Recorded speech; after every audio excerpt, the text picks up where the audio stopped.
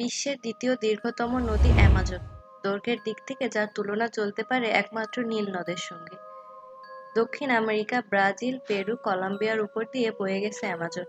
প্রায় ৩ কোটি মানুষের বসবাস তীরবর্তী অঞ্চলে। অসংখ্য জনজাতির বাস, জীববৈচিত্র্যেও অত্যন্ত সমৃদ্ধ এই দীর্ঘ অঞ্চল। অথচ এর উপরে আজ পর্যন্ত নির্মিত হয়নি কোনো সেতু।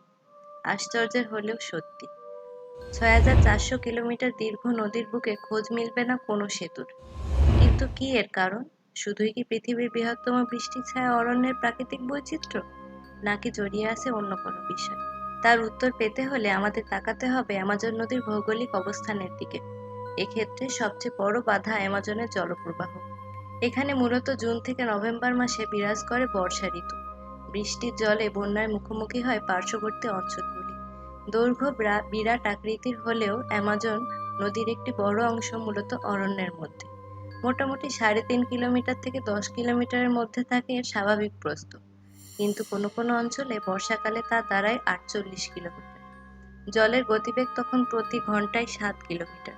এই পরিস্থিতিতে সেতু তৈরির কোনো পরিকল্পনা গ্রহণ করাই প্রায় অসম্ভব। তবে সব জায়গার অবস্থা তো একরকম নয়।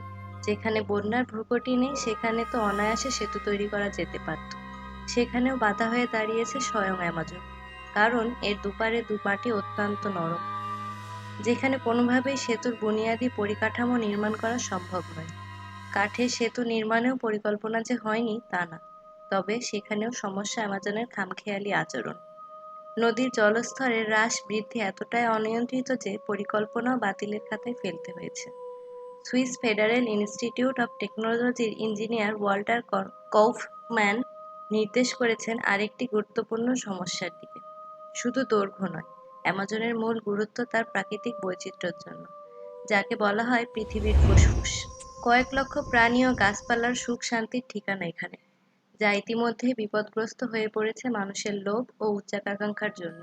অরণ্য ধ্বংস করে চলেছে নগরায়ন। মাটির নিচে খনিজ পদার্থ উত্তোলনের জন্য উদ্বাস্তু হয়ে আছে বহু মানুষ ও প্রাণীদের। উষ্ণায়নের জেরে মৃত্যুর মুখে বিরল ডলফিন প্রজাতিরা।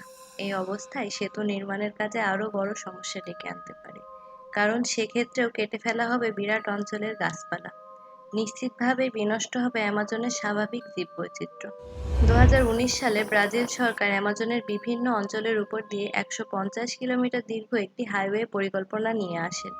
পরিবেশকর্মী ও সাধারণ মানুষের আন্দোলনের অবশ্য তা বাস্তব রূপ পায়নি। অবশ্য আরেকটা কারণ এটা হতে পারে যে অ্যামাজনের উপর সেতু নির্মাণ আদৌ লাভজনক নয়। এর একটি বড় অংশ অরণ্য আচ্ছাদিত। জনবসতির মধ্যে থাকা অঞ্চলে মূল পরিবহনের কাজ করে নৌকা বা ছোট জাহাজ।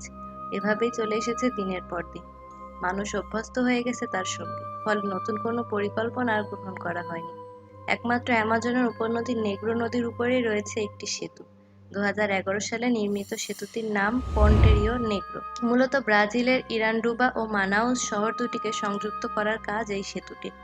এছাড়াও অ্যামাজনের উপরে আর কোনো সেতুর অস্তিত্ব নেই। ভবিষ্যতে কি হবে বলা যায় না, তবে বৃহত্তর পরিকল্পনা যে পৃথিবীর প্রাকৃতিক ভারসাম্যকে আরেকবার রক্তচক্ষু দেখাবে তা নিঃসন্দেহে বলা যায়।